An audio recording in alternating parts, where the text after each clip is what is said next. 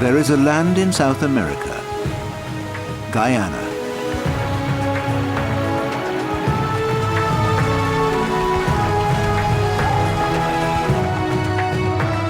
It's home to one of the world's most legendary creatures.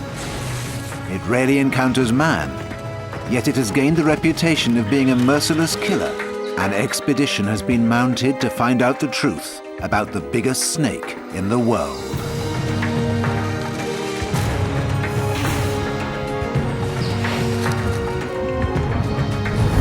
Young Sandy, Marion Perlman, and cameraman Mike Alicott want to find out the truth about the Anaconda.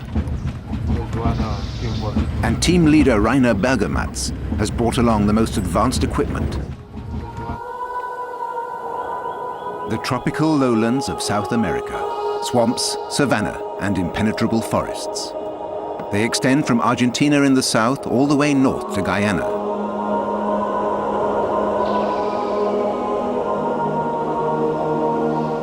It's the dry season here in Guyana, but there's no shortage of water.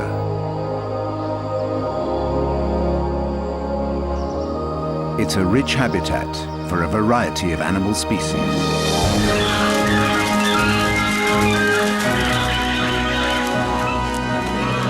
Several hundred species of birds live here, and the dense forests are home to rare cats such as the ocelot.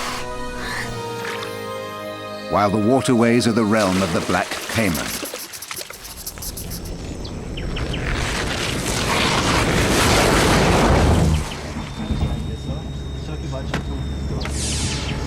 It's the birds that bring the first sign of an anaconda.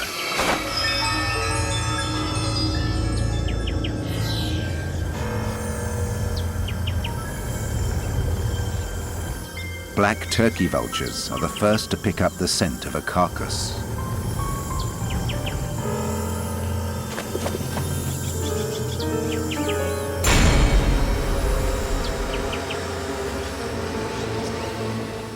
The royal vultures aren't far behind. Bigger and more powerful than their black cousins, they take over, ripping the skin off the carcass.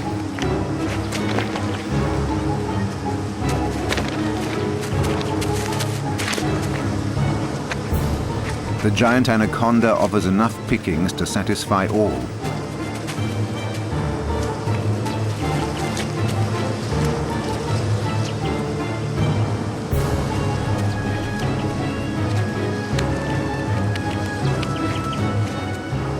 The stench is overpowering. Rainer and Jung keep their distance. Taking off isn't easy on a full stomach. Even with a powerful 2-meter wingspan, it takes enormous effort.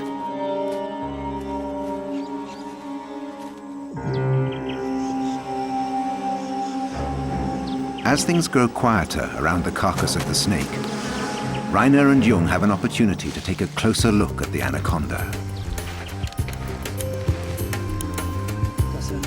They measure the snake from the head to the tip of its tail.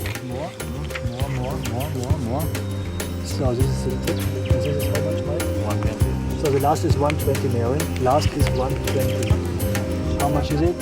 5 meters, more or less. At 5 meters, this is one of the largest specimens. More than 300 thin ribs point skywards. They alone support the great weight of the snake. On dry land, the anaconda is usually sluggish and slow. Nevertheless, the capybaras are on their guard.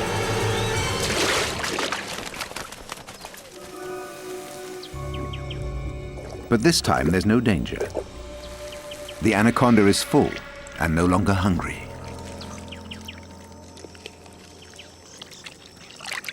The capybaras quickly settle again. They live in family groups and spend most of their time in or near water. They like to graze on the lush grasses and aquatic vegetation of the Guyana lowlands.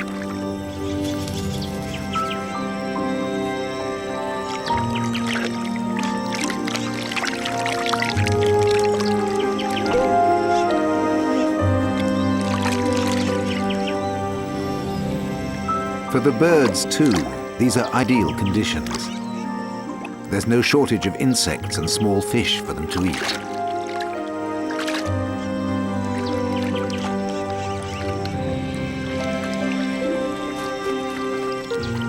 This year, the dry season has come to an end in March, around 4 weeks earlier than usual, and the water levels start to rise. For the team, this means wet feet and tough going with so much heavy gear. It also means the giant anacondas will be more difficult to find. They're not rare, but their greenish-brown color means they're pretty well camouflaged.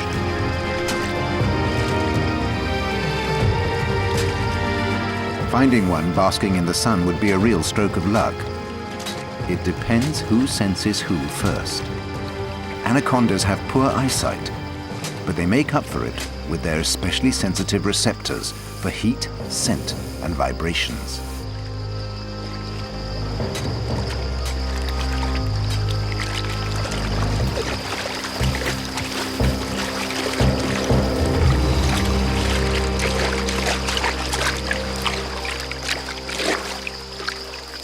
Okay, we take the camera, underwater camera.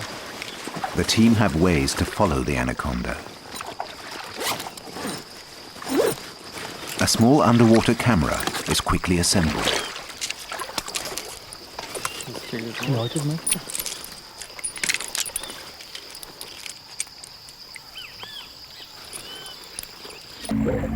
Seems to be a smaller one, maybe.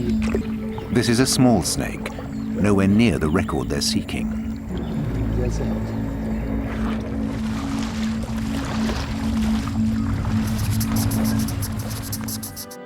The really big anacondas won't be found in regions which are only flooded in the wet season. Not for nothing do the Amerindians call the anaconda Yaku Mama, mother of the water. On the banks of the big rivers, their bayous, and in the bordering forests, Rainer Bergamatz and his team should find ideal conditions to spot a really big monster. It takes 2 days to reach the Buruburu River in the south of Guyana. They must penetrate as far into the wilderness as possible. Where shy birds and caiman are plentiful, they know they will also find anaconda.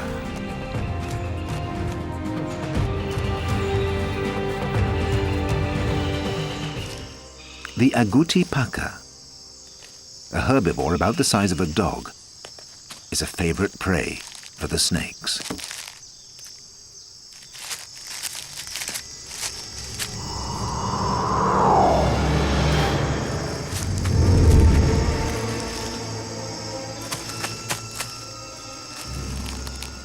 The short-sighted anaconda picks up the agouti's scent with its tongue.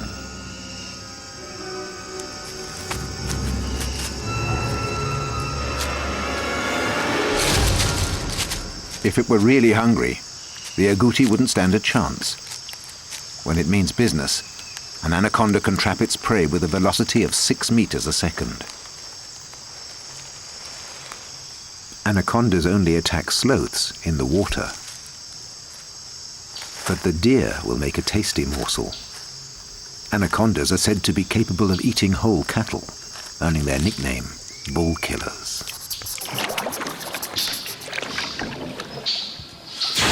The black caiman is a good sign too. It shares its habitat with the anaconda.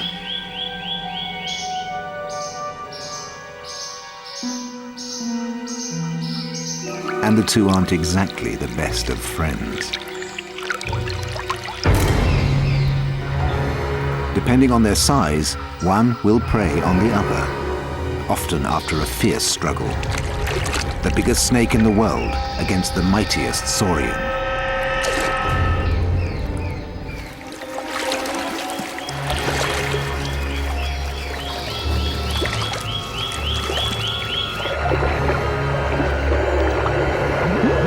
Luck is on the side of this small anaconda.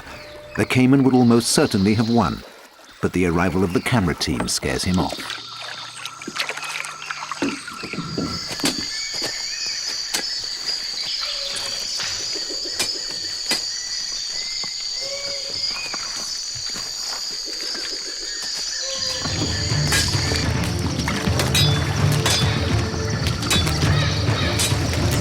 The search continues, deeper and deeper into the forest. The unaccustomed noise disturbs the wildlife. At last, the impenetrable canopy above their heads opens, and the waterway becomes a little wider.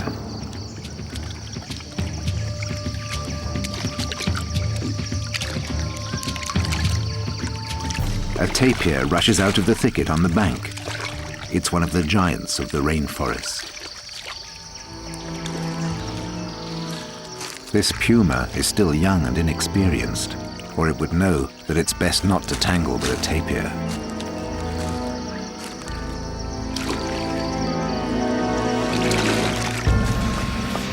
It tries to get closer without getting its feet wet. Pumas are not fond of water.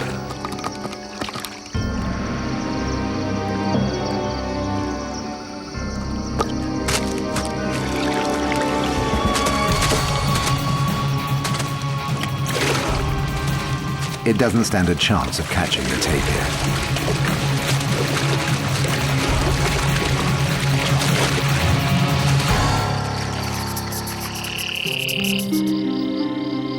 At the end of the dry season, the large rivers of Guyana's lowlands and their bayous once again become vast expanses of water.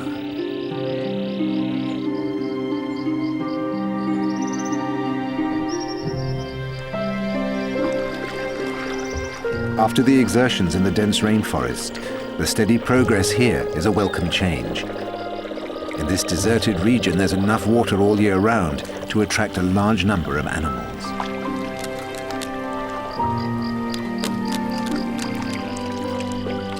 Giant otters can always find plenty of fish here. They're excited and try to drive away the intruders by diving in and out of the water.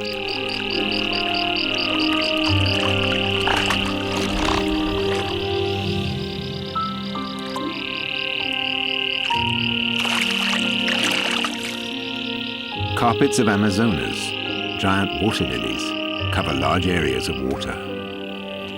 Their leaves can bear a weight of up to 40 kilograms. The calm atmosphere affects the whole team. It's hot and sticky. They all stare straight ahead.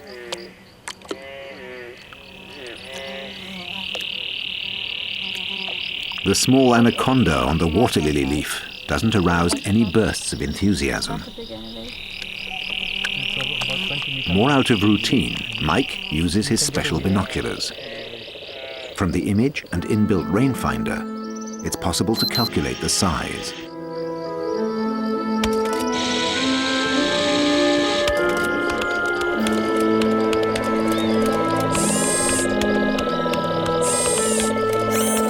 At under 3 meters, this animal is probably a male. The really big specimens are always females.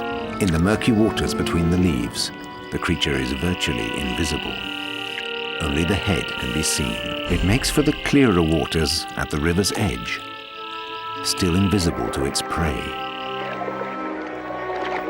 until it strikes like lightning. Bite, constrict, and kill is the order of business.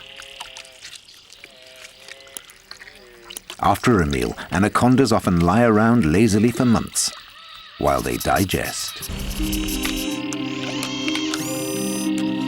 It's time for the next big mission. What looks like a toy submarine is in fact packed full of expensive precision technology.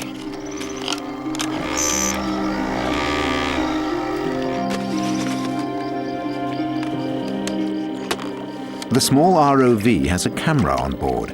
It transmits the pictures from the depths of the lake to the surface, onto the laptop.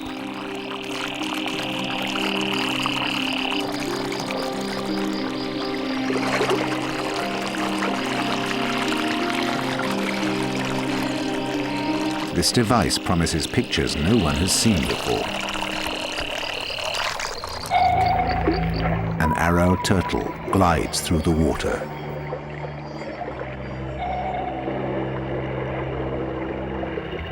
This is one of the biggest freshwater turtles in the world. Its shell can grow up to 1 meter in length.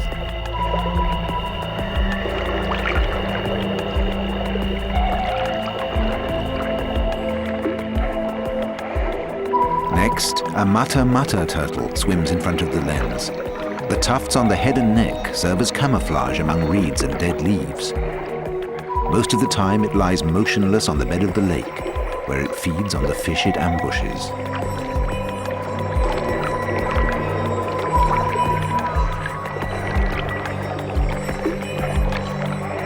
But something else has found the sub rather unexpectedly. The submarine has been knocked into the reeds and can maneuver neither forwards nor backwards.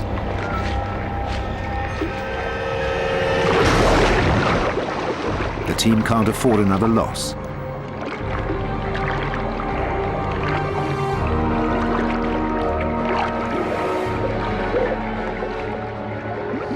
But at least this machine can be saved.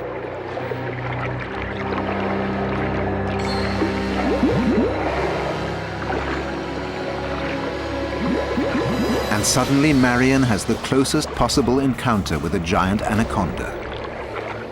She will later tell of a docile and totally relaxed creature. When asked how big this mighty snake might have been, she will say 8 meters, close to the record. But to Marion, the statistics are no longer important.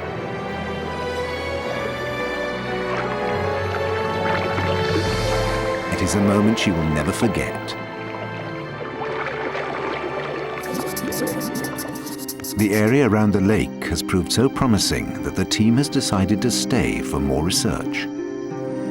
Jung and Marion work with a small, remote-controlled car. This, too, carries a camera. Jung controls the vehicle via GPS signals using the viewfinder of his video glasses. The car also has an infrared camera. The Anaconda has a heat sensor too, which helps it to track its prey.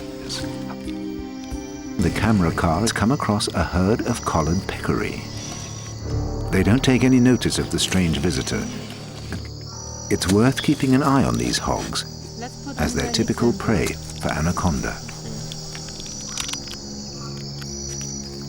The snake must see these animals in roughly the same way. Let's move on.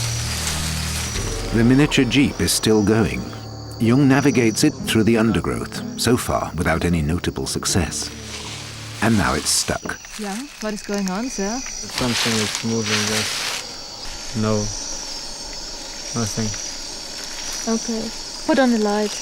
We have to look what it is. It takes another spotlight to show what has held the car up. You can see it? Yeah, it looks like an anaconda with a spot. Can you free the car? A small anaconda. By no means a monster specimen, but right now, Marion and Jung couldn't care less. Okay, now we follow it. Let's see where it's going.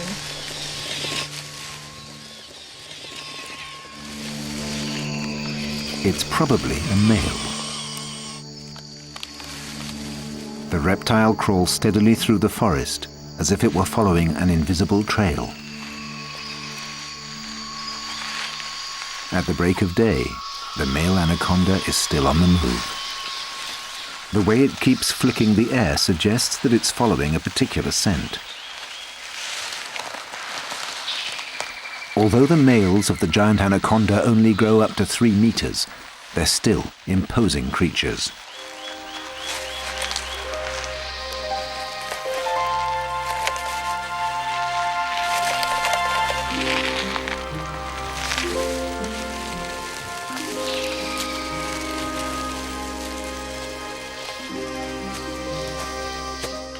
The team follow at a safe distance and witness a fascinating spectacle that takes place every year at the end of the dry season in Guyana's tropical lowlands.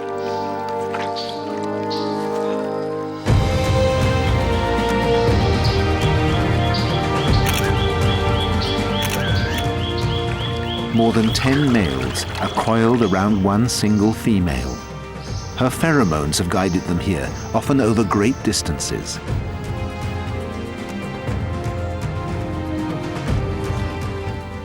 Knotted together like this, they often hold out in a breeding ball for days or even weeks.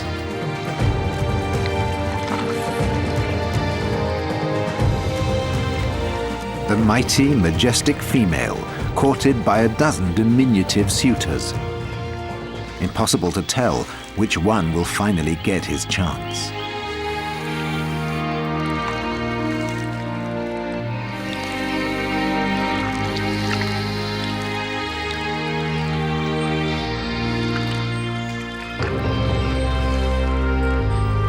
The embrace seems almost tender.